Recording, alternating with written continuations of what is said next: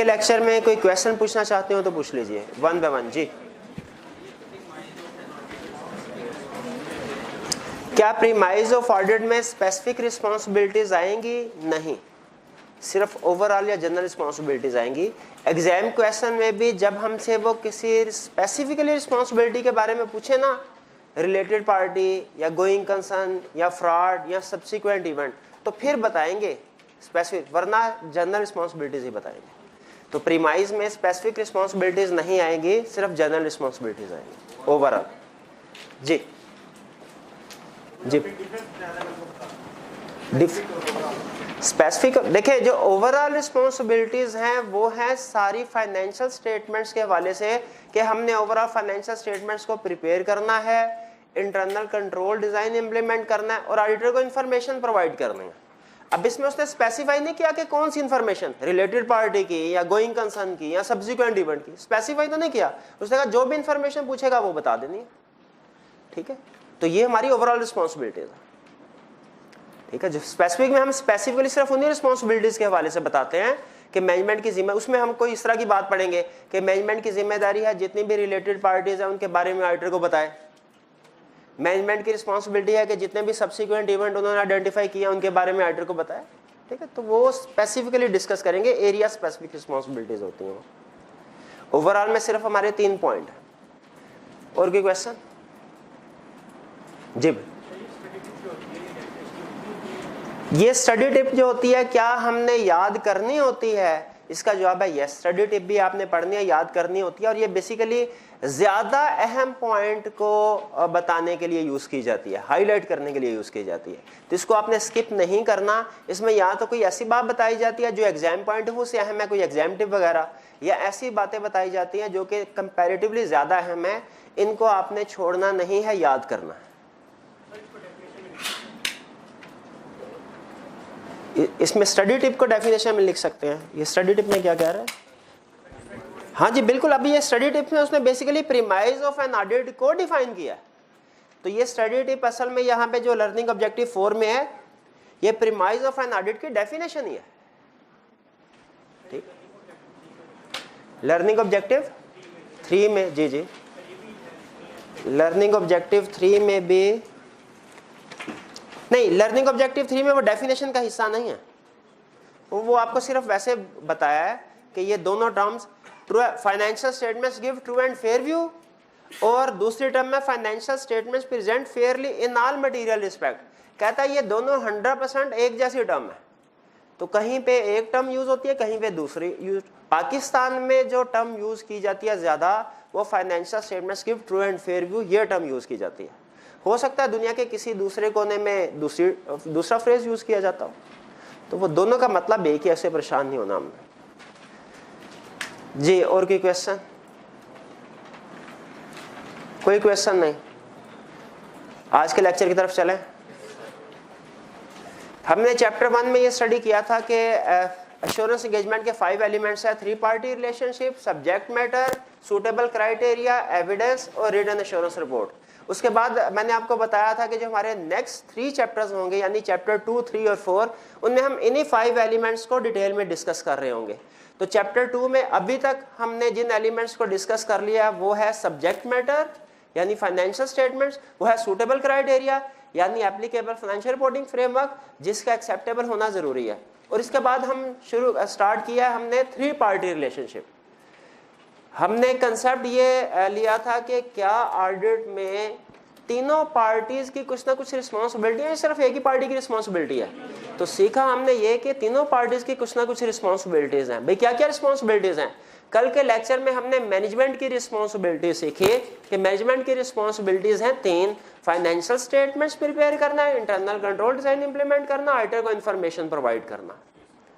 आज के लेक्चर में हम जो बाकी की 2 पार्टीज हैं यानी ऑडिटर और share holders, users of the finance, इनकी रिस्पॉन्सिबिलिटीज के बारे में पढ़ेंगे। तो पहले हम लर्निंग ऑब्जेक्टिव 5 यानी ऑडिटर की रिस्पॉन्सिबिलिटीज को पढ़ेंगे, फिर उसके बाद हम लर्निंग ऑब्जेक्टिव 6 यानी स्टेक होल्डर्स की, शेयर होल्डर्स की, users of the financial statements, उनकी रिस्पॉन्सिबिलिटीज के बारे में पढ़ेंगे कि वो क्या है। तो पहले स्टडी करते हैं हम रिस्पॉन्सिबिलिटीज ऑफ ऑडिटर। ऑडिटर की रिस्पॉन्सिबिलिटी क्या है? देखिए, ये कंसेप्ट जो हमारा है रिस्पॉन्सिबिलिटीज ऑफ ऑडिटर, याद रखें ये रिप्रोडक्शन के क्वेश्चन में नॉर्मली नहीं पूछता, ये अक्सर केस स्टडीज में टेस्ट होता है। इसको आपने समझना है, याद भी कर लेंगे हम, लेकिन ये एग्जाम में ज्यादातर केस स्टडीज में यूज होता है। और जो लर्निंग ऑब्जेक्टिव 6 है ये ज्यादातर रिप्रोडक्शन के क्वेश्चन में पूछता है। तो लर्निंग ऑब्जेक्टिव 6 से याद करने वाला है, learning objective 5 purely conceptual based case studies है। हाँ, कुछ एक क्वेश्चन ऐसे होते हैं जिनमें ये लर्निंग ऑब्जेक्टिव 6 केस स्टडी में भी टेस्ट हो सकता है। यूं समझ लीजिए कि लर्निंग ऑब्जेक्टिव 5 जो है entirely case study based concept है, लर्निंग ऑब्जेक्टिव 6 50-50 है। कभी वो रिप्रोडक्शन का क्वेश्चन पूछ लेगा और कभी वो कुछ छोटी सी केस स्टडी बना लेगा जिसमें एक्सपेक्टेशन गैप, मतलब ये कंसेप्ट जो लर्निंग ऑब्जेक्टिव 6 है ये यूज हो रहा होगा। पहले लर्निंग ऑब्जेक्टिव 5 कंसेप्चुअल है, समझना है आपने इसमें जितनी भी चीजें हम डिस्कस कर रहे होंगे। इसको डिस्कस करने से पहले मुझे ये बताइए, एक छोटी सी एग्जांपल के जरिए से इस कंसेप्ट को समझने की कोशिश करते हैं। ये बताइए कि फर्ज कीजिए एक डॉक्टर है, वो किसी पेशेंट का इलाज करता है, ट्रीट करता है उसको, और उसके बाद उस पेशेंट की डेथ हो जाती है। बताइए क्या डॉक्टर का कसूर है? कितने स्टूडेंट्स का ख्याल है कि डॉक्टर का कसूर है? कितनों का ख्याल है कि डॉक्टर का कसूर नहीं है? कितनों का ख्याल है कि ये डिपेंड करता है डॉक्टर ने सही इलाज किया कि नहीं किया? एग्जैक्टली, बिल्कुल याद रखिए, अगर डॉक्टर की रिस्पॉन्सिबिलिटी, डॉक्टर की जिम्मेदारी ये नहीं है कि वो मरीज को जिंदगी दे, जिंदगी और मौत उसके हाथ में नहीं है, वो तो अल्लाह ताला के हाथ में है। तो डॉक्टर की जिम्मेदारी, रिस्पॉन्सिबिलिटी क्या है कि वो अच्छे तरीके से रीजनेबली इलाज करे उसका, पेशेंट का, उसकी जो भी प्रॉब्लम है उसको करेक्टली डायग्नोस करे और फिर उस डायग्नोस के मुताबिक जो भी उसका ट्रीटमेंट बनता है, मेडिकेशन वगैरह है, सर्जरी है, वो करे। अगर डॉक्टर रीजनेबली ये सारे प्रोसीजर परफॉर्म करता है, उसके बाद पेशेंट की डेथ हो जाती है, क्या डॉक्टर का कसूर है? उसका कसूर नहीं है। उसी तरह मुझे ये बताइए कि ऑडिटर ने फाइनेंशियल स्टेटमेंट्स का ऑडिट किया, उसके बाद फाइनेंशियल स्टेटमेंट्स पे अनमॉडिफाइड ओपिनियन, अनमॉडिफाइड रिपोर्ट दे दी, यानी कहा कि फाइनेंशियल स्टेटमेंट्स ठीक हैं। उस रिपोर्ट के बाद, ऑडिट के बाद, अगर उस फाइनेंशियल स्टेटमेंट्स में कोई मिस स्टेटमेंट सामने आ जाए जो ऑडिटर डिटेक्ट नहीं कर सका था, तो क्या ऑडिटर रिस्पॉन्सिबल है? ऑडिटर का कसूर है? कितने स्टूडेंट्स का ख्याल है कि ऑडिटर का कसूर है? अगर ऑडिट रिपोर्ट इशू होने के बाद फाइनेंशियल स्टेटमेंट्स में, ऑडिट होने के बाद फाइनेंशियल स्टेटमेंट्स में कोई मिस स्टेटमेंट रह जाती है, बाद में पता चलती है, कितने स्टूडेंट्स का ख्याल है कि ऑडिटर का कसूर है? कितनों का ख्याल है कि ऑडिटर का कसूर नहीं है? शाबाश। और कितनों का ख्याल है कि देखा जाएगा कि क्या ऑडिटर ने अपना काम रीजनेबली किया या नहीं किया, अपने प्रोसीजर रीजनेबली परफॉर्म किए कि नहीं किए? एग्जैक्टली यही कंसेप्ट है जो हम समझने जा रहे हैं आज, कि ऑडिटर किस चीज के लिए रिस्पॉन्सिबल है, ऑडिटर ने क्या काम करना। वो कहता है ऑडिटर की रिस्पॉन्सिबिलिटी क्या है? Auditor is responsible to obtain reasonable assurance whether financial statements are free from material misstatements and to issue report and to communicate in accordance with auditor's findings। Responsibility के दो हिस्से किए हमने, एक जो फाइनेंशियल स्टेटमेंट्स वाला वो अदा कर दिया, और एक है to communicate in accordance with auditor's finding. दोनों को डिस्कस करेंगे। पहले जो ज्यादा अहम है इसको डिस्कस करते हैं कि ऑडिटर की रिस्पॉन्सिबिलिटी क्या है? To obtain reasonable assurance whether financial statements are free from material misstatement and to issue report. इसमें दो लफ्ज सबसे अहम है। अगर इन दो वर्ड्स को हमने समझ लिया तो डेफिनेशन को हमने समझ लिया। ये दो वर्ड्स कौन से? एक है रीजनेबल एश्योरेंस और एक है मटेरियल। इसमें रीजनेबल एश्योरेंस तो प्रोबेबली आप पहले पढ़ चुके हैं, समझ चुके हैं। मटेरियल का वर्ड आपके लिए नया है, ये पहली दफा हमने क्लास में इंट्रोड्यूस करवाया। मटेरियल, इसका मतलब क्या होता है? मटेरियल का, ये अभी हम डिस्कस करते हैं। सबसे पहले देखिए एग्जाम में क्वेश्चन कैसे सेट करेगा, केस स्टडी बेस्ड क्वेश्चन, ताकि हम उस लिहाज से अपने कंसेप्ट को आगे लेके चलें और समझें। एग्जाम में वो छोटी सी केस स्टडी बना सकता है कि एक ऑडिटर ने फाइनेंशियल स्टेटमेंट्स का ऑडिट किया, अनमोडिफाइड रिपोर्ट दी, यानी कहा फाइनेंशियल स्टेटमेंट ठीक है, और उसके बाद रिपोर्ट देने के बाद ऑडिट के बाद पता चला उस फाइनेंशियल स्टेटमेंट्स में कोई मिस स्टेटमेंट है। इतना इंफॉर्मेशन होगी क्वेश्चन रिक्वायरमेंट में होगा, बताइए क्या ऑडिटर इस केस में कसूरवार है, रिस्पॉन्सिबल है कि नहीं है, हमने ये डिसाइड करना। याद रखें स्ट्रेट अवे हम ये नहीं कह सकते कि ऑडिटर कसूरवार है, ना ही ये कह सकते हैं कि ऑडिटर कसूरवार नहीं है। वो हमें देखना पड़ेगा कि क्या उसने रीजनेबल तरीके से अपना काम किया है कि नहीं। तो क्वेश्चन आपके सामने है, हमने इसको अटेम्प्ट कैसे करना है, अटेम्प्ट कैसे करना है। सबसे पहले हमने डिसाइड करना है कि ये जो मिस स्टेटमेंट है जिसका उसने क्वेश्चन में जिक्र किया, ये जो मिस स्टेटमेंट है जिसका क्वेश्चन में उसने जिक्र किया है, ये मिस स्टेटमेंट मटीरियल है या इममटीरियल है, मटीरियल है या इममटीरियल है, ये हमने डिसाइड करना कि जो मिस स्टेटमेंट हमें उसने क्वेश्चन में दी है ये मटीरियल है या के इममटीरियल। भाई मटीरियल का मतलब क्या होता है और इममटीरियल का मतलब क्या होता है। देखिए टेक्निकली तो हम बाद में कभी सीखेंगे, अभी कंसेप्चुअली आपको बता देता हूं उनका मतलब क्या होता है। इन शॉर्ट मटीरियल का मतलब होता है वो चीज जो अहम है, और इममटीरियल का मतलब है वो चीज जो अहम नहीं है। भाई जो चीज मटीरियल नहीं इसका मतलब वो इममटीरियल, अपोजिट है। इममटीरियल मटीरियल का अपोजिट। मटीरियल का मतलब वो चीज जो अहम है, और इममटीरियल का मतलब वो चीज जो अहम नहीं है।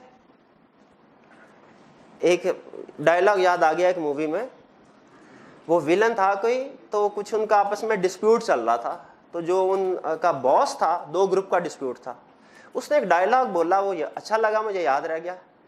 कहने लगा कि जो लोग हीरो का कारोबार करते हैं वो लकड़ी के डब्बों की परवाह नहीं करते।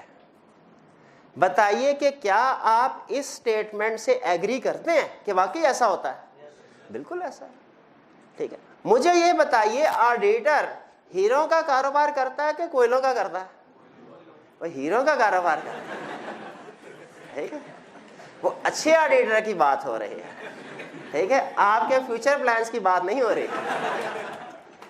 तो वो हीरो, तो उसका मतलब ये है क्या उसे लकड़ी के डब्बों की परवाह करनी चाहिए? नहीं करनी चाहिए। देखिए हम जब ऑडिट करने के लिए जाएंगे हमारे सामने फाइनेंशियल स्टेटमेंट्स होंगी, उन फाइनेंशियल स्टेटमेंट्स के अंदर बहुत सी ट्रांजैक्शंस होंगी, उनमें हीरे भी होंगे, उनमें लकड़ी के डब्बे भी होंगे। हीरे मतलब लाखों की ट्रांजैक्शंस भी होंगी सेल्स के अकाउंट के अंदर, एक्सपेंसेस के अंदर। लकड़ी के डब्बे यानी सैकड़ों हजारों की ट्रांजैक्शन भी होंगी। हमने ऑडिट में अभी तक ये कंसेप्ट पढ़ा है कि ऑडिटर सारी की सारी ट्रांजैक्शन को टेस्ट नहीं कर सकता। तो बताइए उससे किन ट्रांजैक्शन के ऊपर फोकस करना चाहिए? वो मटेरियल वाली, हीरो के ऊपर फोकस करना चाहिए, जो बड़ी वाली है। मटेरियल का मतलब जिनकी अमाउंट ज्यादा है, जो सिग्निफिकेंट है, लार्ज अमाउंट की ट्रांजैक्शन है, वो होती है मटेरियल। और जो स्मॉल अमाउंट की ट्रांजैक्शन होती है वो क्या होती है? इममटेरियल। अब क्वेश्चन ये है कि ये डिसीजन कैसे होगा कि कौन सी अमाउंट मटेरियल है और कौन सी अमाउंट इममटेरियल है। इसके लिए हमने ऑडिटिंग स्टैंडर्ड्स देखे।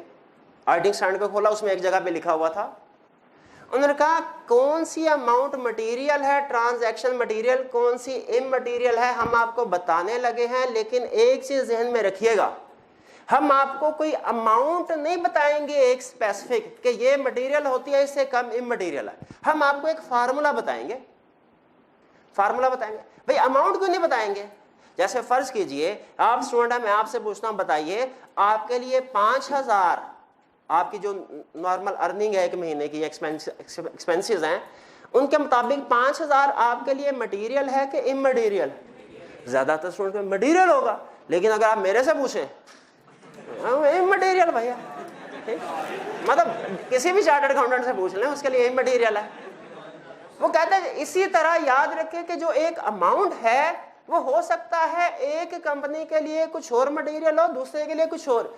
छोटी कंपनी के लिए छोटी अमाउंट हो सकता है मटेरियल हो, लेकिन बड़ी कंपनी के लिए हो सकता है बड़ी अमाउंट मटेरियल हो।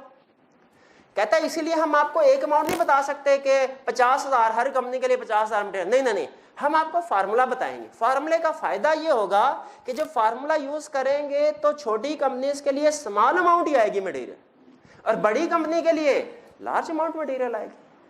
तो फार्मूला बेहतर है या सिंगल अमाउंट? फार्मूला। फार्मूला गौर से सुन लीजिए, देख लीजिए कौन सा है। कैसे पता चलेगा हमें कि कोई अमाउंट मटेरियल है कि इमटेरियल? फार्मूला वो कहता है, फार्मूला है 5% ऑफ प्रॉफिट।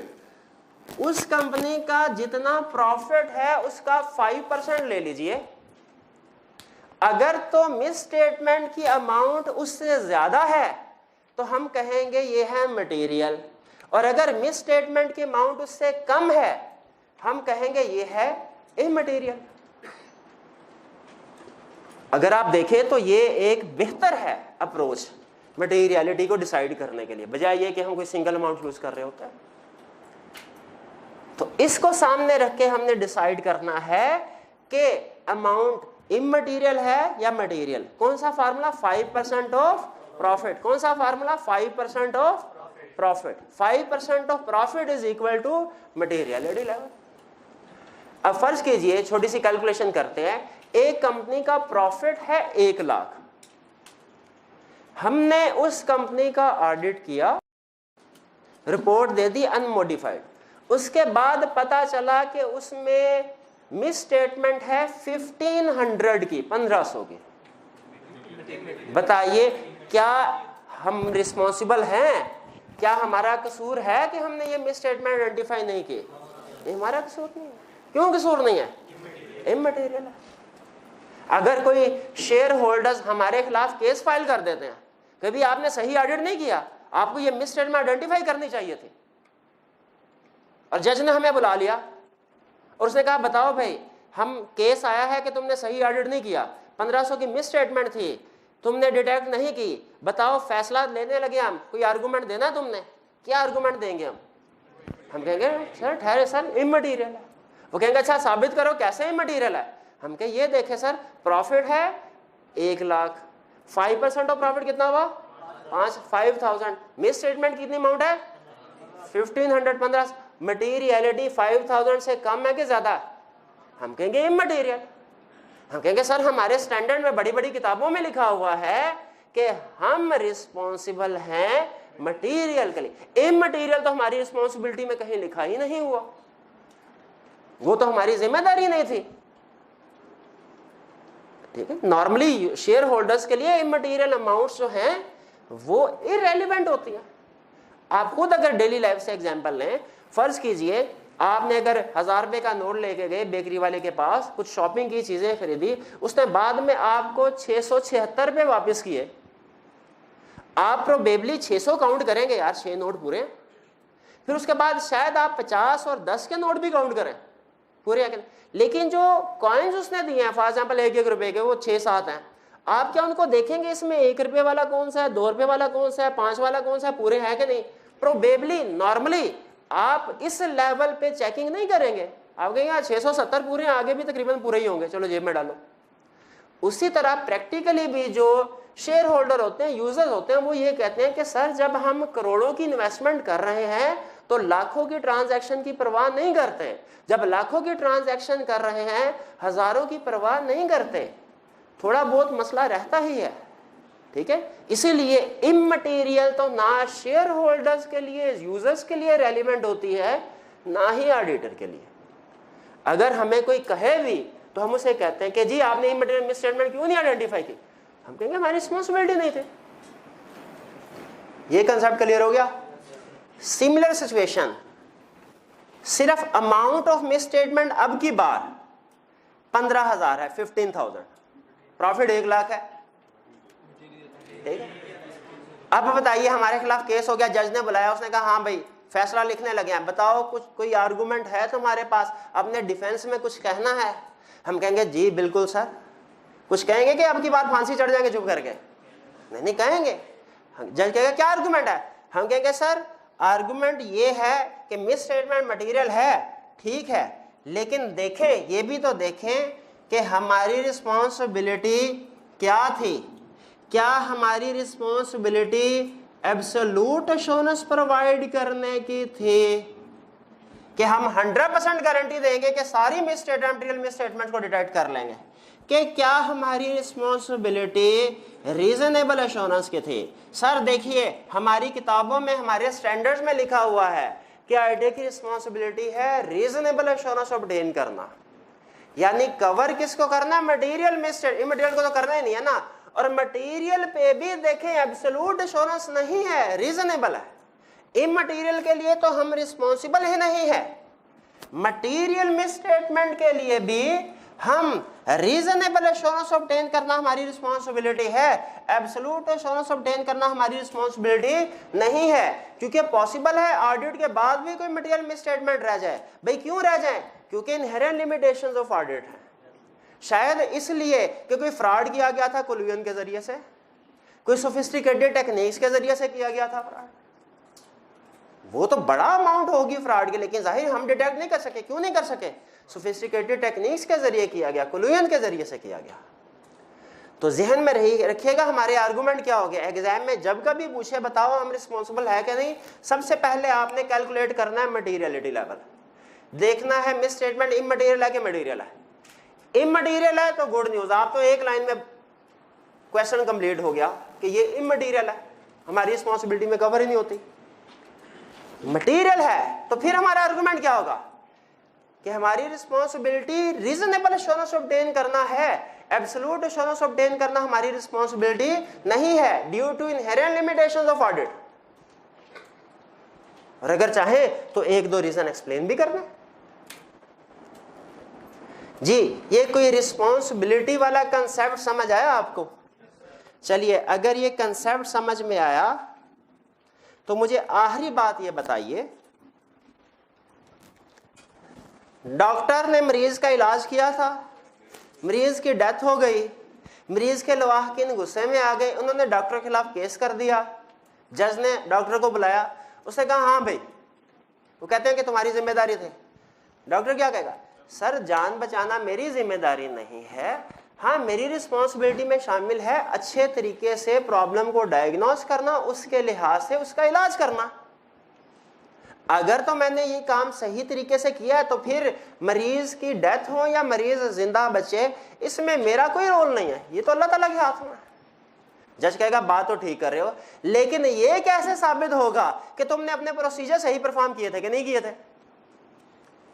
ठीक है, आपको अगर कभी इत्फाक हुआ किसी हॉस्पिटल वगैरह में जाने का तो आपको अंदाजा होगा वहां पे हर पेशेंट की एक अलग से फाइल मेंटेन की जाती है, उसमें हर पेशेंट का एक एक घंटे का रिकॉर्ड होता है कि इसमें इसको क्या मेडिसिन दी गई, खाने को क्या दिया गया, क्या टेस्ट वगैरह, इसके हर चीज का रिकॉर्ड होता है। डॉक्टर अपनी वो बुक ले आएगा, अगर देखें सर ये इस पेशेंट का रिकॉर्ड था, आप देख सकते हैं कि हमने इसके टेस्ट क्या करवाए, उसकी रिपोर्ट क्या थी, उस रिपोर्ट के लिहाज से हमने मेडिसिन जो दुनिया में दी जाती हैं वही रिकमेंड की, और ये देख ले ना तो हमने ट्रीटमेंट में कोई कसर छोड़ी और ना ही हमने कोई ट्रीटमेंट गलत किया।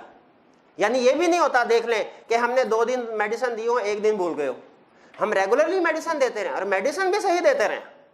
जज जब ये सारे डॉक्यूमेंट देखेगा वो क्या कहेगा? कहेगा हाँ साबित हो गया कि तुमने रीजनेबली काम किया है, उसकी छुट दे। हमारे खिलाफ केस हुआ, अगर तो इमटेरियल अमाउंट है वो तो पहली पेशी में हम भरे, अगर मटेरियल अमाउंट है तो हमने आर्गुमेंट क्या लेना है कि सर हम एब्सोल्यूट एश्योरेंस प्रोवाइड नहीं करते, रीजनेबल एश्योरेंस प्रोवाइड करते हैं due to inherent limitations of audit. जज कहेगा अच्छा रीजनेबल एश्योरेंस ऑब्टेन करते हैं? हम कहते हैं बिल्कुल। कहते हैं किधर है रीजनेबल एश्योरेंस, किधर है रीजनेबल? कैसे दिखाएंगे कि हम रीजनेबल एश्योरेंस लेके नहीं? हमारे पास एविडेंस होगा, हमारे पास डॉक्यूमेंटेशन होगी।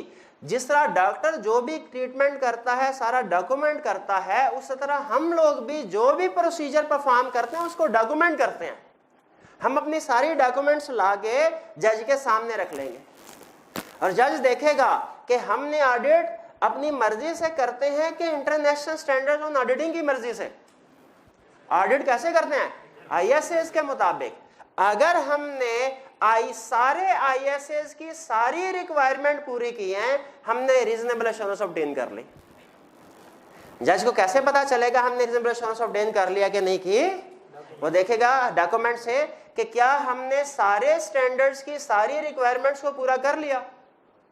अगर हमने all standards, all requirements of all standards को पूरा कर लिया, all requirements of all standards को पूरा कर लिया, इसका मतलब है हमने रीजनेबल एश्योरेंस ऑब्टेन कर ली। और अगर हमने किसी एक स्टैंडर्ड की किसी एक रिक्वायरमेंट को भी पूरा नहीं किया, तो इसका मतलब हमने रीजनेबल एश्योरेंस ऑब्टेन नहीं की। यहां तक बात समझ आती है? फिर सुन लीजिए, ऑडिटर की रिस्पांसिबिलिटी है to obtain reasonable assurance whether financial statement free from material misstatement and to issue report. ठीक है, मिसस्टेटमेंट हमने, अगर क्वेश्चन में हमसे पूछता है कि आपने ऑडिट किया, उसके बाद मिसस्टेटमेंट सामने आ गई, क्या आपने अपनी रिस्पांसिबिलिटी पूरी की कि नहीं की? क्या ऑडिटर रिस्पांसिबल है कि नहीं? क्या ऑडिटर का कसूर है कि नहीं? कैसे डिसाइड करेंगे? पहले देखेंगे मिसस्टेटमेंट की अमाउंट मटेरियल है कि इमटेरियल। मटेरियलिटी कैलकुलेट करने का फार्मूला बता दिया, 5% ऑफ प्रॉफिट। इसको सारी जिंदगी नहीं भूलना आपने। 5% ऑफ प्रॉफिट कैलकुलेट किया, देखा कि जो मिसस्टेटमेंट है उससे कम है या ज्यादा है। अगर मिसस्टेटमेंट उससे कम है, इमटेरियल है, बात यही खत्म।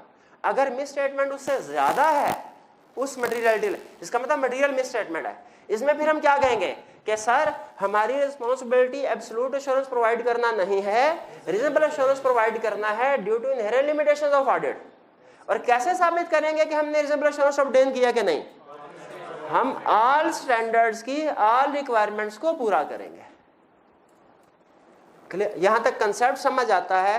तो चंद एक छोटे छोटे क्वेश्चंस आपसे पूछता हूं, अगर आपने सही जवाब दे दिए तो इसका मतलब है आप एग्जाम की केस स्टडी अटेम्प्ट करने के काबिल हो गए। पहला क्वेश्चन, फर्ज कीजिए हमारे मैनेजर ने हमें कहा कि भाई तुम इन्वेंट्री का ऑडिट करो। ये तो आपको बताया ना कि ऑडिट करने के लिए एक टीम जाती है, उसमें 8-10 लोग होते हैं नॉर्मली, और जो मैनेजर्स होता है या पार्टनर्स होते हैं वो हर टीम मेंबर को एरिया एलोकेट कर लेते हैं। कभी तुमने 2 एरियाज करने हैं, सेल्स कर लो, डेटर्स कर लो, तुमने 3 एरियाज करने हैं, परचेजेस कर लो, क्रेडिटर्स कर लो और एक्सपेंसेस भी कर लेना। इस तरह एलोकेशन होती है। हमारे मैनेजर ने हमें कहा कि आपने इन्वेंट्री को वेरीफाई करना है। हमने कहा ठीक है। इन्वेंट्री में फर्ज कीजिए जो रेलिवेंट टीम मेंबर था, ऑडिटिंग स्टैंडर्ड में क्या लिखा हुआ है? ऑडिटिंग स्टैंडर्ड ये कहते हैं कि अगर आपका ऑडिट क्लाइंट जिसका ऑडिट करने जा रहे हैं उसके पास बैलेंस शीट में स्टॉक है, इन्वेंट्री है, क्लोजिंग स्टॉक है, तो ऑडिटर पे लाजिम हो जाता है कि उसने उसको फिजिकली वेरीफाई करना है, फिजिकली चेक करना है कि वाकई गोदाम में इतने का स्टॉक मौजूद है कि नहीं। हमने क्लाइंट की बैलेंस शीट देखी, उसमें स्टॉक आ रहा था। हमने कहा किधर है? उसने कहा सर ये सियालकोट में है। हमने टीम को भेजा कि जाओ सियालकोट में इनका स्टॉक है, उसको चेक करके आओ। टीम गई और फैसलाबाद घूम फिर के आ गई और वापस आके कहने लगे सर स्टॉक है। ऑडिट रिपोर्ट इशू कर दी अनमोडिफाइड। बाद में पता चला कि वो सियालकोट में तो 0 स्टॉक था, वो तो सारे का सारा फेक था। बताइए ऑडिटर रिस्पॉन्सिबल है कि नहीं? ऑडिटर का कसूर है कि नहीं? बिल्कुल है। उसने एक रिक्वायर्ड प्रोसीजर परफॉर्म नहीं किया। ये बात समझे? नेक्स्ट क्वेश्चन, हमने टीम को भेजा सियालकोट, वो सियालकोट ही गए। उधर जाके देखा उधर कोई 150-200 इन्वेंट्री आइटम्स थे। आपने हैरान नहीं होना, ये आप सिंपल क्वेश्चन में पढ़ते हैं कि एक इन्वेंट्री, आप बेकरी पे चले जाना साथ वाली, वो 50 तरह की इन्वेंट्री तो उसके पास होगी। तो मैन्युफैक्चरिंग कंपनी के पास ज्यादा होती है, उसके पास की फर्ज कीजिए 200 किस्म की इन्वेंट्री थी। क्या हमारे ऊपर लाजिम है कि हमने हर एक इन्वेंट्री आइटम को फिजिकली चेक करना है या सैंपल बेस पे करना? बिल्कुल सैंपल बेस करना, स्टैंडर्ड में लिखा हुआ। हमने सैंपल बेस पे कुछ इन्वेंट्री आइटम को चेक किया, उनमें कोई प्रॉब्लम नहीं थी। वापिस आके रिपोर्ट दी इन्वेंट्री ठीक है। बाद में पता चला कि जिस सैंपल को हमने चेक नहीं किया था उसमें मिसस्टेटमेंट थी। ठीक है, वो कोई ऑब्सोलीट स्टॉक था, रिकॉर्ड नहीं हुआ। बताइए क्या ऑडिटर की रिस्पॉन्सिबिलिटी है, ऑडिटर का कसूर है कि नहीं? ऑडिटर का कसूर नहीं है, क्योंकि ऑडिटिंग स्टैंडर्ड हमें इजाजत देते हैं इस बात की कि आप सैम्पलिंग कर सकते हैं। हमने ऑडिटिंग स्टैंडर्ड्स के मुताबिक किया, उनके खिलाफ तो नहीं गए। इसका मतलब हमारी रिस्पॉन्सिबिलिटी पूरी हो गई, हमारी जिम्मेदारी नहीं है अब भी अगर कोई मिस स्टेटमेंट निकल दिया, हमने अपना काम कर लिया। तीसरी सिचुएशन, सैलकोट गई टीम, सैंपल बेस पे कुछ इन्वेंट्री आइटम को चेक किया, जिन आइटम्स को चेक कर रहे थे उनमें कोई मिस स्टेटमेंट थी। जैसे इन्वेंट्री जो थी वो डब्बों में थी, वो ऑडिटर ने देखा, उसने कहा अब क्या करें, डब्बों को खुलवा के देखें कि दूर से ही देख लें। उसने कहा दूर से ही देख लेते हैं, डब्बे पूरे हैं, बट ठीक है। बाद में पता चला वो डब्बे खाली थे, या उनके अंदर कोई रेत मिट्टी भरी थी, पत्थर भरे हुए थे और मिस स्टेटमेंट थे। अब हमारी टीम इसको डिटेक्ट नहीं कर सकी, उसने स्टॉक काउंट किया लेकिन दूर दूर से किया, हाथ नहीं लगाया इन्वेंट्री को। बताइए क्या ऑडिटर का कसूर है कि नहीं? बिल्कुल है। यहां पे देखे उसने प्रोसीजर तो परफॉर्म किया लेकिन सही तरीके से परफॉर्म नहीं किया। हमने ऑल प्रोसीजर परफॉर्म करना है, ऑल स्टैंडर्ड, और सही तरीके से करना है। अगर गलत प्रोसीजर परफॉर्म नहीं करते फिर भी हमारा कसूर, प्रोसीजर परफॉर्म किया लेकिन गलत तरीके से किया फिर भी हमारा कसूर। ठीक है, आगे आपको एक टर्म बताई थी ना, वो टिक्कू ऑडिट है। वो हमारे क्या करते हैं जूनियर, उन्हें कहा जाए ये चीजें चेक करके आओ, बैंक स्टेटमेंट पेमेंट हुई है कि नहीं। कहते सर इतनी लंबी चौड़ी बैंक स्टेटमेंट कहा, पता नहीं कब चेक क्लियर हुआ है, चलो टिक लगा देते हैं बगैर देखे। अब प्रोसीजर परफॉर्म किया है, क्या सही प्रोसीजर परफॉर्म कर रहे हैं? नहीं कर रहे। बाद में अगर कोई मसला हो गया तो जिम्मेदारी होगी आप लोगों की। दूसरी एग्जांपल इन्वेंट्री वाले के लिए, डेटर की एग्जांपल। ठीक, डेटा देखिए, मैंने आपको पहले बताया था केस स्टडी में कंसेप्ट टेस्ट करता है, इसीलिए मैं क्वेश्चन भी ऐसे पूछ रहा हूं आपसे जो केस स्टडी से लिंक कर रहा है। डेटर्स ऑडिटिंग स्टैंडर्ड ये कहते हैं अगर आप जिस कंपनी का ऑडिट करने जा रहे हैं उसके डेटर्स हैं, बैलेंस शीट में लिखा हुआ डेटर्स है, फॉर एग्जांपल 75 लाख के, तो आपने उन डेटर्स को रिटर्न फॉर्म में लेटर सेंड करना है जिसमें आप उनसे पूछेंगे कि कंपनी ने आपसे इतने पैसे लेने हैं, बताइए आपके मुताबिक कितने पैसे हैं। इसका फायदा ये, इसको कहते हैं कंफर्मेशन लेटर। इस लेटर को जो हम एक्सटर्नल पार्टीज को सेंड करते हैं, ये डेटर के साथ साथ क्रेडिटर को भी भेजा जाता है, लेकिन normally exam point of view से डेटर जाता है हमें। डेटर को कंफर्मेशन लेटर सेंड किया, इसका फायदा ये होता है कि अगर तो कोई फेक डेटर हो वो सामने आ जाता है, उसका जवाब ही नहीं आएगा। और अगर कोई अमाउंट कंपनी ने गलत रिकॉर्ड की है तो वो जो डेटर है वो जवाब देके कहेगा नहीं सर मेरे मुताबिक तो इतना बैलेंस है। अच्छा, हमारा जिस कंपनी का ऑडिट कर रहे हैं उसकी बैलेंस शीट में डेटर्स थे, हमारी टीम ने कंफर्मेशन लेटर ही सेंड नहीं किया किसी को, बताइए रिस्पॉन्सिबिलिटी पूरी हुई? नहीं। क्या रिजनेबल एश्योरेंस ऑब्टेन की? नहीं की। प्रोसीजर परफॉर्म नहीं किया जो करना चाहिए था। दूसरी एग्जांपल, कंफर्मेशन लेटर सेंड किया, एक पार्टी मिस्टर ए से 10 लाख रुपया लेना था, सेंड किया। अच्छा, आपने अज्यूम करना है कि जितनी भी डिस्कशन हो रही है सब में अमाउंट्स मटेरियल है। 10 लाख बैलेंस सेंड, उस पार्टी ने रिप्लाई किया, उसने कहा नहीं मैंने तो 8 लाख रुपया देना है, 10 लाख तो नहीं देना। हमने लिख दिया कि 10 लाख का जो लेटर आया था एज इट इज अपने वर्किंग पेपर्स में, डॉक्यूमेंट्स में ऐड कर दिया, उसके ऊपर कोई मजीद एक्शन नहीं लिया। सिचुएशन समझ आ रही है? 10 लाख का बैलेंस कंफर्म करवाया, जवाब में उस बंदे ने क्या कहा, हमने 8 लाख देना है। एक्सेप्शन या डिफरेंस कितनी अमाउंट की आई? 2 लाख की। ये एक्सेप्शन जो थी इसके ऊपर हमने कोई एक्शन नहीं लिया। बताइए क्या रीजनेबल एश्योरेंस ऑब्टेन कर ले? नहीं की। भाई हमें इन्वेस्टिगेशन करनी चाहिए थी। लग रहा है कि ये 2 लाख शायद फेक रिकॉर्ड किया गया, हमें इन्वेस्टिगेशन फर्दर करनी चाहिए थी कि ये किस वजह से फर्क आया। इन्वेस्टिगेशन नहीं की, स्टैंडर्ड की रिक्वायरमेंट पूरी नहीं, स्टैंडर्ड कहता है ये इन्वेस्टिगेशन करो फर्दर। क्लियर हुई बात? तीसरा केस, हमने कंफर्मेशन लेटर सेंड किया, उस पार्टी ने ये जरा गौर से सुनेगा, उस पार्टी ने जवाब दिया, बैलेंस था उसने 10 लाख का ही कंफर्म किया, एक्सेप्शन कोई नहीं है, एक्सेप्शन कोई नहीं, हमने अनमोडिफाइड रिपोर्ट इशू कर दी। बाद में पता चला कि वो डेटर जो है वो ट्रांजैक्शन 10 लाख वाली सारी की सारी फेक ट्रांजैक्शन थी। वो डेटर ने बैलेंस इसलिए कंफर्म कर दिया था क्योंकि वो एक रिलेटेड पार्टी थी और मैनेजमेंट के साथ मिलकर कोलूजन कर लिया था उन्होंने, इसलिए उन्होंने कंफर्म कर दिया। क्या इस सिचुएशन में ऑडिटर रिस्पॉन्सिबल है? नहीं है, क्योंकि आपको पता है फ्रॉड जो होता है, जो कोलूजन के जरिए से, सोफिस्टिकेटेड टेक्निक के जरिए से किया जाए, वो हमेशा लिमिटेशन है, उसमें तो हम नहीं उसको नॉर्मली डिटेक्ट कर सकते। क्लियर हुई बात? आखिरी एग्जांपल कैश की।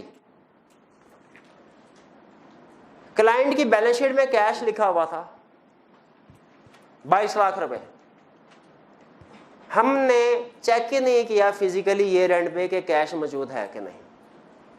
क्या ऑडिटर रिस्पॉन्सिबल है? रीजनेबल एश्योरेंस ऑब्टेन की उसने? नहीं की। अच्छा, कैश काउंट किया, कैश काउंट प्रोसीजर परफॉर्म किया, कैश काउंट किया, लेकिन वो 5-5 हजार के नोट थे, उनके ऊपर लिखा हुआ था ईद मुबारक, हम वो नहीं देख सके और हमने कहा कैश पूरा है, आके ओके कर दिया। बताइए रीजनेबल एश्योरेंस ऑब्टेन की ऑडिटर ने? नहीं। क्या ऑडिटर रिस्पॉन्सिबल है? बिल्कुल। क्या अब वो ये कह सकता है सर ये तो फ्रॉड था, मैंने ये थोड़ी डिटेक्ट करना था? नहीं, फ्रॉड वो वाला डिटेक्ट नहीं करना जो सोफिस्टिकेटेड टेक्निक्स के जरिए, कोलूजन के जरिए से हुआ हो। जो इस तरह का सामने पड़ा हुआ फ्रॉड, इसको तो डिटेक्ट करना ही करना है ना। ये तो आपकी नेग्लिजेंस है अगर आप इस तरह का सीधा सीधा फ्रॉड नहीं डिटेक्ट कर पाते। हाँ, तीसरा केस सुने, कैश था, काउंट करने के लिए गए, वो कैश 5000 के नोट जाली थे, लेकिन वो इतने अच्छे तरीके से प्रिंट किए गए थे, उनकी कॉपी बनाई गई थी कि आम बंदा उसको आइडेंटिफाई नहीं कर सकता था। आम बंदा, अब हमारी टीम भी उसको आइडेंटिफाई नहीं कर सकी। बताइए अब ऑडिटर रिस्पॉन्सिबल है कि नहीं? अब रिस्पॉन्सिबल नहीं। क्या? क्योंकि अब उसने सोफिस्टिकेटेड टेक्निक्स यूज किए। ठीक है, तो इसी तरह डिफरेंट सिचुएशंस में आपने डिसाइड करना होगा कि ऑडिटर रिस्पॉन्सिबल है कि नहीं, उसने रीजनेबल एश्योरेंस ऑब्टेन की कि नहीं की। तो कर लेंगे, कंसेप्ट आपके सामने, आपने इन्हीं लाइंस के ऊपर चलना है। पहले देखना है मटेरियल के इमटेरियल, फिर उसके बाद मटेरियल है तो रीजनेबल एश्योरेंस की तरफ जाना है। अगर तो केस स्टडी में सारे स्टैंडर्ड की रिक्वायरमेंट पूरी की गई, किसी की वायलेशन नहीं हुई, तो हम कहेंगे ऑडिटर की जिम्मेदारी नहीं है, ऑडिटर ने सही काम किया है। अगर किसी स्टैंडर्ड की वायलेशन हो गई है तो फिर इसका मतलब है ऑडिटर ने सही काम नहीं किया, रीजनेबल एश्योरेंस ऑब्टेन नहीं की। ओके कर दे इसको। अब आते हैं इस तरफ। ये कंसेप्ट सिंपल है, बल्कि बाकी का लेक्चर जो है वो आसान है। ये कहता है मुझे ये बताइए कि क्या ऑडिटर ने सिर्फ और सिर्फ शेयर होल्डर्स को रिपोर्ट इशू करनी है, या शेयर होल्डर्स के अलावा अगर उसे कोई बड़ी चीज नजर आ जाए, अगर उसे कोई बड़ी चीज नजर आए, कोई फाइंडिंग उसके सामने आ जाए, तो शेयर होल्डर्स के अलावा कुछ दूसरे लोगों को भी कम्युनिकेट करना है उसने। ये बेसिक क्वेश्चन है इस इशू, इस रिस्पॉन्सिबिलिटी में। क्या ऑडिटर की रिस्पॉन्सिबिलिटी, क्या ऑडिटर कुछ दूसरे लोगों को भी कम्युनिकेट करने के लिए रिस्पॉन्सिबल हो सकता है, या सिर्फ शेयर होल्डर के लिए? दूसरे लोगों के लिए कम्युनिकेट। अगर कोई ऐसा इशू सामने आए तो, ठीक है, अगर कोई ऐसा इशू सामने आए तो, फॉर एग्जाम्पल कहता है क्या डायरेक्टर्स को कोई चीज कम्युनिकेट कर सकता है ऑडिटर? डायरेक्टर्स को कम्युनिकेट कर सकता है, बिल्कुल कर सकता है। दो चीजें, उधर शायद 4 लिखी हुई हैं, फोकस 2 के ऊपर कराना चाह रहा हूं, आगे चल के यूज होंगे ज्यादा। एक इंडिपेंडेंस, इंडिपेंडेंस ऑडिटर ने डायरेक्टर्स को कम्युनिकेट, देखें ऑडिटर को मैनेजमेंट से, कंपनी से इंडिपेंडेंट होना चाहिए, एग्री करते हैं? ये सिर्फ ऑडिटर का मसला है या कि कंपनी का भी मसला है? दोनों का मसला है ना ये।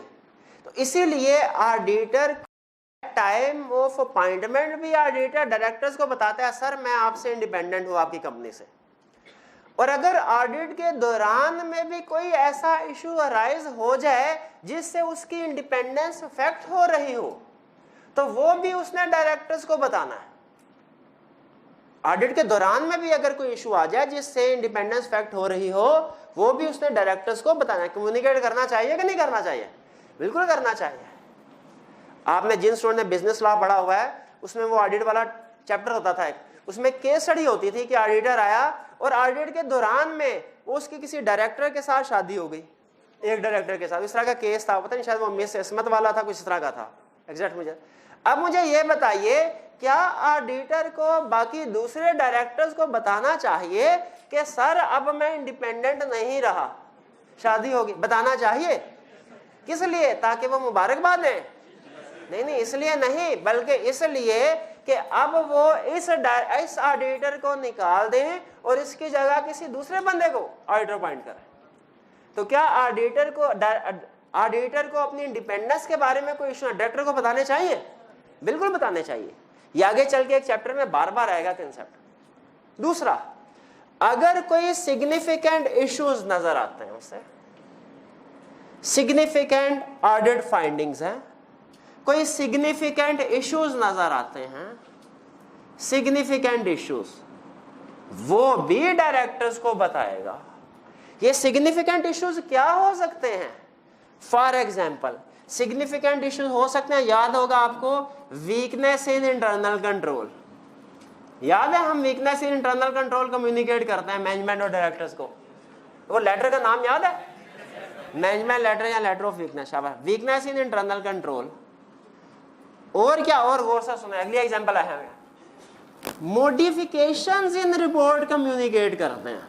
मॉडिफिकेशंस इन रिपोर्ट, यानी ऑडिट रिपोर्ट अगर मॉडिफाइड होने जा रही है वो कम्युनिकेट करेंगे। मुझे बताइए, ऑडिट कर रहे हैं, ऑडिट के दौरान हमें कोई गड़बड़ पता चले, जैसे फॉर एग्जाम्पल डेप्रिसिएशन रिकॉर्ड नहीं की मैनेजमेंट में, क्या हमें उस गड़बड़ को होल्ड कर लेना चाहिए और एंड पे जिस दिन रिपोर्ट देनी है सबके सामने ले जाके एकदम धमाका कर दें कि सर ये देखें modified report?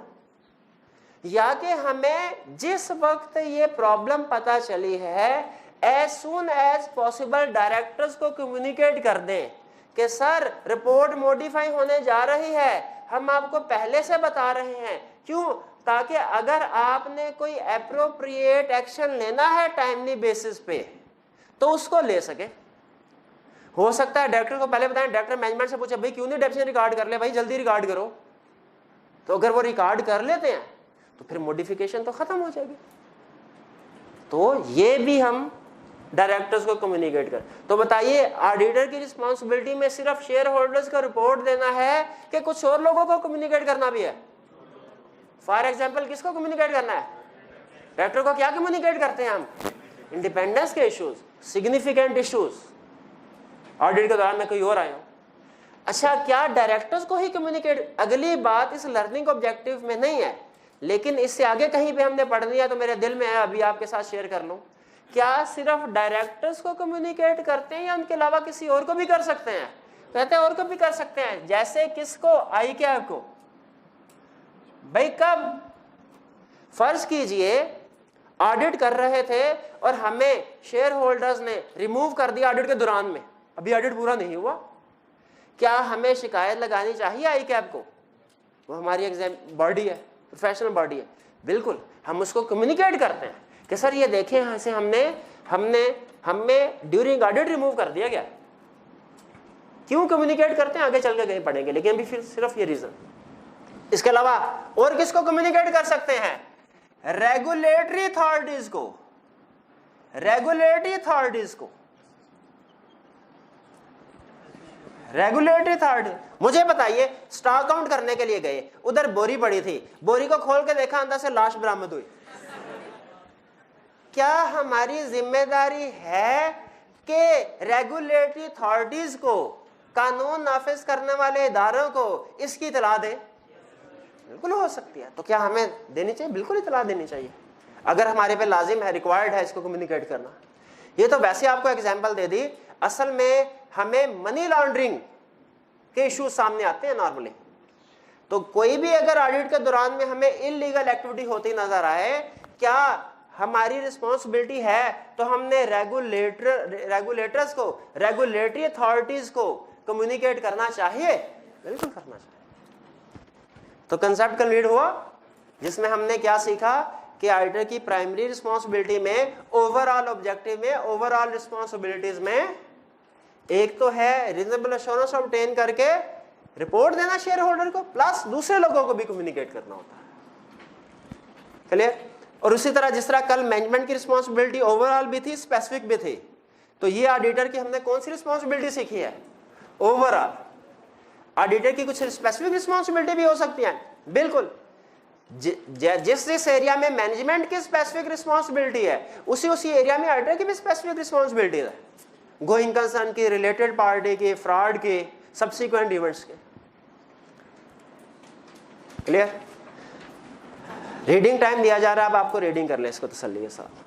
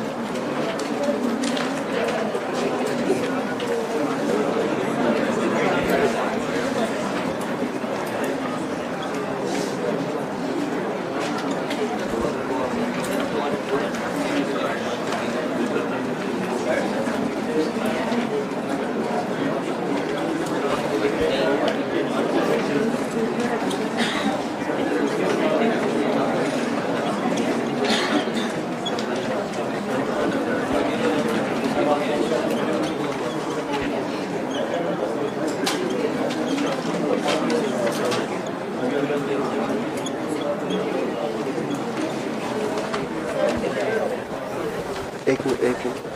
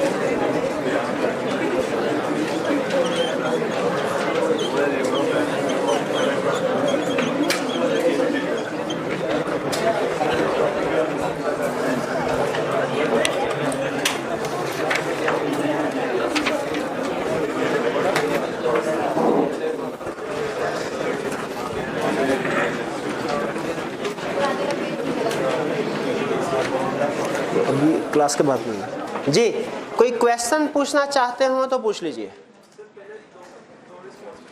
Ji. First to responsibilities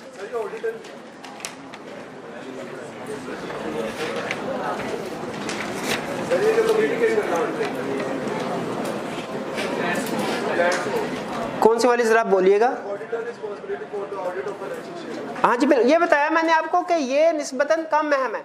ये जो टोटल 4 पॉइंट लिखे हुए हैं, आपने 2 पॉइंट याद कर लें जो आगे चल के फ्रीक्वेंटली यूज होंगे, बाकी के 2 इतने अहम नहीं है। ठीक है, responsibility for the financial statement है, ठीक है, उस तरह का इतना अहम नहीं है, लेकिन इसको आप याद कर लीजिए, याद कर लेना हमने, इसके ऊपर ज्यादा हमने सोचना नहीं। जी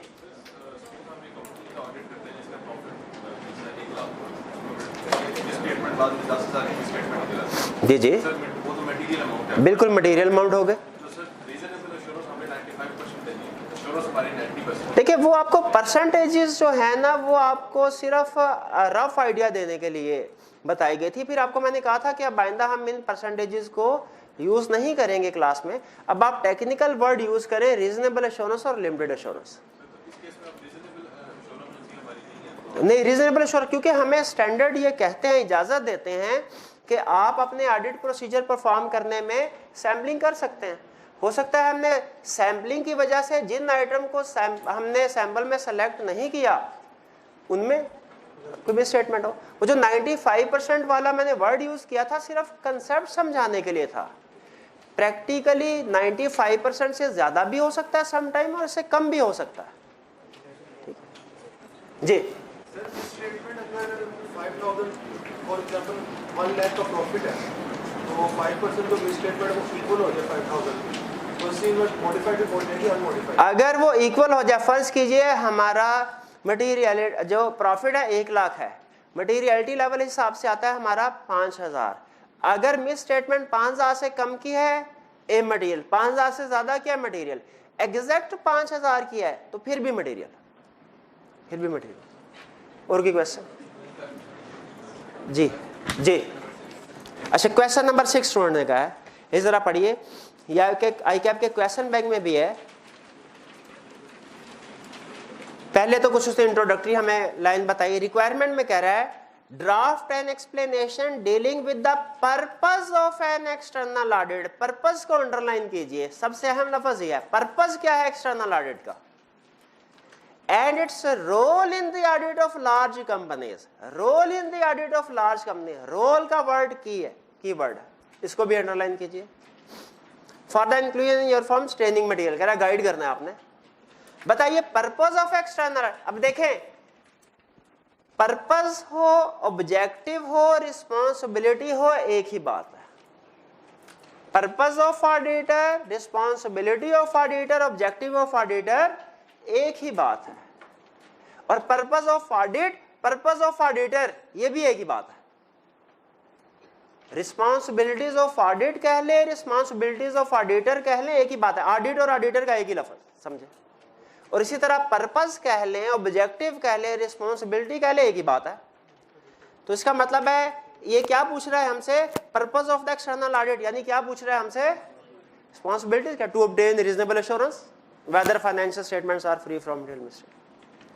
Role in the audit of large companies. Large companies में रोल क्या होता है, ठीक है, लार्ज कंपनी में ऑडिट का रोल क्या होता है। क्या ऑडिट का लार्ज कंपनी की जिंदगी में कोई रोल होता है? कोई रोल नहीं, एक्स्ट्रा फजूल सी चीज है।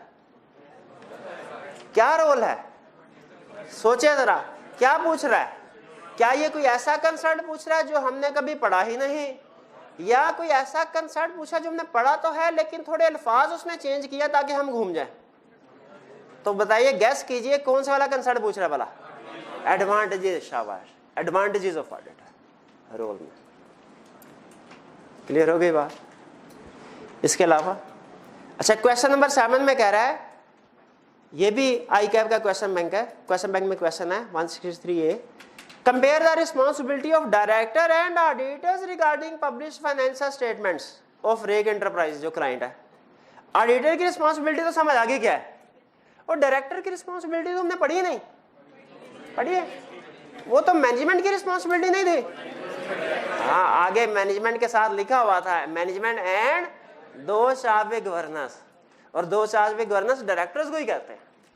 तो जो मैनेजमेंट की है वही डायरेक्टर्स की है, उसने सिर्फ नाम चेंज करके अल्टरनेट टर्म यूज करके कंसेप्ट पूछ लिया। और कोई क्वेश्चन? जी मॉडिफिकेशन इन रिपोर्ट का मतलब है कि अगर आप रिपोर्ट मॉडिफाई करने जा रहे हैं, मॉडिफाइड आपने शुरू के लेक्चर लिए हैं, मॉडिफाइड रिपोर्ट में जब फाइनेंशियल स्टेटमेंट में हमें कोई गड़बड़ नजर आती है तो हम जो रिपोर्ट देते हैं वो मॉडिफाइड। लेकिन अगर हमें गड़बड़ नजर आई, हमने डायरेक्टर्स को बता दी, तो बता देनी चाहिए ना, क्यों? ताकि डायरेक्टर्स टाइमली बेस पे एक्शन लेके उस मसले को ठीक कर लें। अगर वो उस मसले को ठीक कर लेते हैं तो फिर हम मॉडिफाइड रिपोर्ट नहीं देंगे, फिर अनमॉडिफाइड देंगे, क्योंकि मसला तो ठीक हो गया। शेयर होल्डर्स को हमने जो final set of financial statements होता है वो उस पर रिपोर्ट देनी होती है, उस पर रिपोर्ट देनी। एक छोटा सा कंसेप्ट होता है, बताना आगे था लेकिन अभी आपने क्वेश्चन रेज किया तो सुन लें। हम लोग हैं ना मुसलमान, हम अगर फर्ज कीजिए हमसे कोई गुनाह हो जाए, उसके बाद तौबा कर लें, तो क्या सजा मिलेगी हमें? नहीं मिलेगी हमें, नहीं भैया नहीं मिलेगी। बल्कि अगर तौबा कर लें तो वो उल्टा वो गुनाह सवाब में बदल जाते हैं। तो जिस तरह अगर हम तौबा कर लें तो जो गलती थी उसकी माफी ऐसे हो जाता है जैसे हमने कभी गुनाह किया ही नहीं।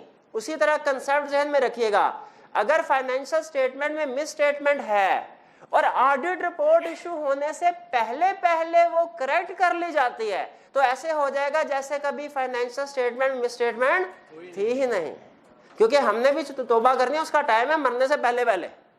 तो उसी तरह अगर फाइनेंशियल स्टेटमेंट में मिस स्टेटमेंट थी, ऑडिट रिपोर्ट साइन होने से पहले पहले उसको करेक्ट कर दिया जाता है, तो ऑडिटर बताइए अनमॉडिफाइड रिपोर्ट देगा कि मॉडिफाइड? अनमॉडिफाइड। क्लियर? चलो जी भैया। नहीं, हर दफा लैदा डिसाइड किया जाएगा, हर दफा की रिपोर्ट लैदा डिसाइड होगा कि अनमॉडिफाइड देनी है कि मॉडिफाइड।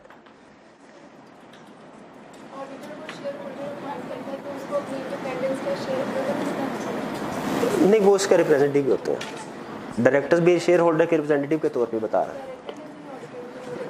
नहीं, वो इसलिए बताता है कि डायरेक्टर्स को अगर कोई इशू है तो वो शेयर होल्डर को बता दिया जाए। जी, नेक्स्ट कंसेप्ट की तरफ हम जा रहे हैं। नेक्स्ट कंसेप्ट, ये हमारा इजी कंसेप्ट है, 10 मिनट में इंशाल्लाह कंप्लीट हो जाएगा, परेशान होने की जरूरत नहीं। रिस्पॉन्सिबिलिटीज ऑफ शेयर होल्डर, या जिसे हम एक्सपेक्टेशन गैप का नाम भी देते हैं।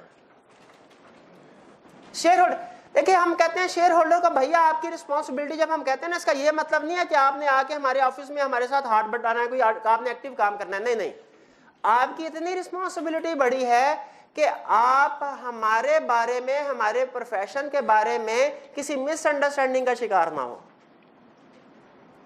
एक और इंडियन मूवी का सीन याद आ गया। सीन कुछ ये था कि एक मजदूर, उसका एक छोटा 6-7 साल का बच्चा था, वो सड़क पे खेल रहा था, उसका एक्सीडेंट हो जाता है। अब वो मजदूर बच्चे को अपने हाथों में उठाता है और भागा भागा करीब के अस्पताल में जाता है। सामने डॉक्टर आता है, डॉक्टर को क्या कहता है, डॉक्टर साहब मेरे बच्चे की जान बचा लीजिए। फिर थोड़ा सा गुस्से में कहता है, अगर मेरे बच्चे को कुछ हुआ तो मैं आपके अस्पताल को आग लगा दूंगा। अब डॉक्टर बेचारा परेशान, वो कहता है मैं इसको कैसे बताऊं कि जान बचाना मेरे हाथ में नहीं है, ये तो अल्लाह ताला के हाथ में है। ये हमारे प्रोफेशन के बारे में मिसअंडरस्टैंडिंग का शिकार है, मिसअंडरस्टैंडिंग का शिकार। अब देखिए, मिसअंडरस्टैंडिंग का शिकार कौन है, डॉक्टर या वो मजदूर? लेकिन इससे नुकसान किसको होगा? डॉक्टर को। अब डॉक्टर कहता है क्या ही अच्छा होता कि हम लोगों ने एक्सीडेंट से पहले कभी इसको बता दिया होता कि भैया हमारी जिम्मेदारी में जान बचाना नहीं है, तो आज को ये धमकी तो ना सुननी पड़ती। उसी तरह याद रखें, जिस तरह लोग मेडिकल प्रोफेशन के बारे में मिसअंडरस्टैंडिंग का शिकार हैं, उसी तरह हमारे ऑडिट प्रोफेशन के बारे में भी मिसअंडरस्टैंडिंग का शिकार है। वो समझ रहे हैं कि कोई ऐसा काम है जो ऑडिटर करता है, हालांकि ऑडिटर वो काम नहीं करता। एक्सपेक्टेशन गैप क्या है? एक्सपेक्टेशन गैप डिफरेंस है। इज द डिफरेंस क्या कि जो जनरल पब्लिक समझती है कि ऑडिटर ये काम करता है इतने, हालांकि एक्चुअली में ऑडिटर इतने काम करता है। ये जो डिफरेंस है between public perception about roles and responsibility of auditor and between actual roles and responsibility of auditor, ये जो डिफरेंस है इसको कहते हैं एक्सपेक्टेशन गैप। यानी जनरल पब्लिक समझ रहे होती है ऑडिटर कोई काम कर रहा है, हालांकि एक्चुअली ऑडिटर वो काम नहीं करता। फॉर एग्जांपल, जनरल पब्लिक समझ रही होती है कि ऑडिटर फाइनेंशियल स्टेटमेंट्स प्रिपेयर करता है। क्या करता है auditor financial statement? General public समझ रही होती है ऑडिटर 100% ट्रांजैक्शन टेस्ट करता है। क्या ऑडिटर करता है? जनरल पब्लिक समझ रही होती है ऑडिटर एब्सोल्यूट एश्योरेंस प्रोवाइड करता है। कोई करता है? नहीं करता। जनरल पब्लिक समझ रही होती है ऑडिटर ने सारी की सारी मिस स्टेटमेंट को डिटेक्ट करना है। क्या सारी की सारी मिस स्टेटमेंट को डिटेक्ट करना है? जनरल पब्लिक समझ रही होती है ऑडिटर ने इंटरनल कंट्रोल पे ओपिनियन देना है। क्या ऑडिटर अपनी रिपोर्ट में इंटरनल कंट्रोल पे ओपिनियन देता है? वो तो सिर्फ फाइनेंशियल स्टेटमेंट के बारे में बताता है रिपोर्ट में, इंटरनल कंट्रोल के बारे में तो नहीं बताता सही है कि गलत है। तो ये सारी वो चीजें हैं एग्जांपल्स एक्सपेक्टेशन गैप की, कि वो चीजें जो कि ऑडिटर नहीं करता लेकिन जनरल पब्लिक समझ रही होती है कि ऑडिटर करता है। अच्छा, हमें ये कैसे पता चला भला कि जनरल पब्लिक ये समझ रही है? आईफैक ने रिसर्च करवाई, जैसे सर्वे वगैरह होते हैं ना, आईफैक रिसर्च करवाई शेयर होल्डर्स से, यूजर्स से, जनरल पब्लिक। बताइए आपके ख्याल में ऑडिटर क्या क्या काम करता है? उन्होंने कहा ये भी करता है, ये भी करता है, ये भी करता है। उन्होंने कहा नहीं भाई ये तो गलत है, ये वाले काम तो ऑडिटर नहीं करता। तो जनरल पब्लिक को बताना। अब देखें एक्सपेक्टेशन गैप का, मिसअंडरस्टैंडिंग का शिकार कौन है? General public. लेकिन इससे नुकसान किसका होता है? ऑडिटर का। क्या नुकसान होता है? जनरल पब्लिक ऑडिटर के खिलाफ केस फाइल कर लेती है कि 538 रुपए 75 पैसे का मिस स्टेटमेंट थी, फ्रॉड था, ये नहीं इन्होंने डिडक्ट किया। वो कहते हैं भैया कहाँ पे वो लाखों करोड़ों की मिस स्टेटमेंट ट्रांजैक्शन और कहाँ पे ये चंद 100 रुपए की ट्रांजैक्शन। अब देखिए केस तो फाइल हो जाएगा, वो बाद में लादा बात कि जब हम कोर्ट में जाएंगे बरी हो जाएंगे, ठीक है, वो हम बता देंगे कि इमटेरियल है या रीजनेबल एश्योरेंस है। लेकिन तब तक हमारा बहुत सा टाइम ज़ाया हो चुका होता है, वकील को पैसे फीस अदा करनी पड़ती है, और अगर कभी अखबार में खबर आ जाए तो हमारी रेपुटेशन भी ये खबर तो आएगी ऑडिटर के खिलाफ केस फाइल हुआ है, बाद में ये खबर कहीं नहीं छपेगी कि ऑडिटर वो केस जीत गया, तो रेपुटेशन तो इफेक्ट हो गई ना।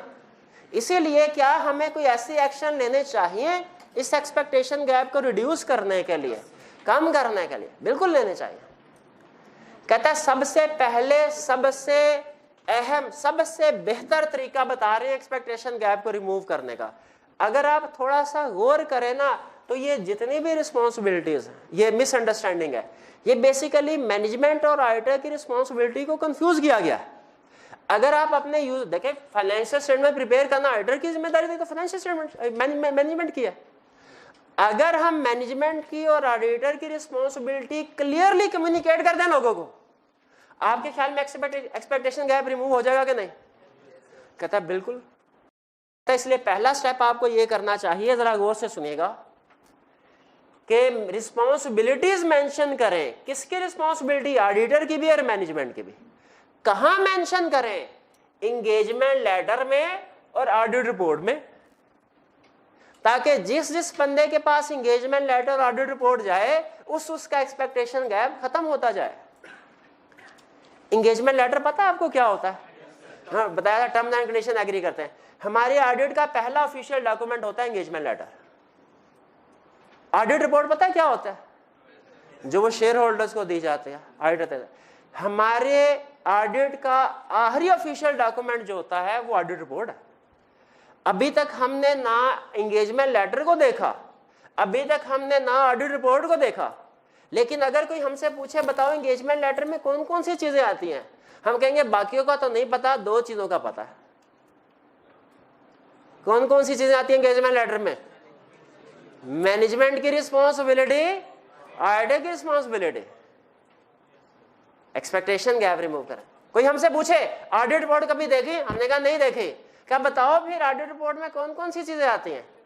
हम कहें बाकियों का तो नहीं, ये नहीं कहेंगे देखें, कहेंगे बाकियों का तो नहीं पता, दो चीजों का बता देते हैं जो ऑडिट रिपोर्ट में आएगी। कौन कौन सी दो चीजें? मैनेजमेंट की रिस्पॉन्सिबिलिटी, ऑडिटर की रिस्पॉन्सिबिलिटी। भाई इंक्लूड करनी चाहिए कि नहीं एंगेजमेंट लेटर? अगला पॉइंट सुने, expand format of audit report. Audit report का फॉर्मेट एक्सपेंड कर दें, इंप्रूव कर दें, इंक्रीज कर दें, इनहेंस करें, ताकि ज्यादा से ज्यादा इंफॉर्मेशन ऑडिट रिपोर्ट में हो और यूजर जो है मिसअंडरस्टैंडिंग का शिकार ना हो सके। अनफॉर्चुनेटली आईफैक ने हमारी ये सजेशन मान ली। उन्होंने कहा अच्छा ऐसा करो, रिपोर्ट का फॉर्मेट रिवाइज कर दो। ये 3 साल पहले रिवाइज कर दिया उन्होंने। उसने कहा उसमें क्या रिवाइज करें? उसमें ऑडिटर रिस्पॉन्सिबिलिटी है ना, उसको डिटेल में तफसीलन बयान करो। पहले हम सिर्फ इतना रिपोर्ट में लिखा करते थे, ऑडिटर रिस्पांस, यही लाइन। अब उन्होंने कहा नहीं नहीं, यूजर को, श्याम लोगों को तो ये नहीं पता रीजनेबल एश्योरेंस क्या होती है, एक्सप्लेन कर दो रीजनेबल एश्योरेंस क्या होती है।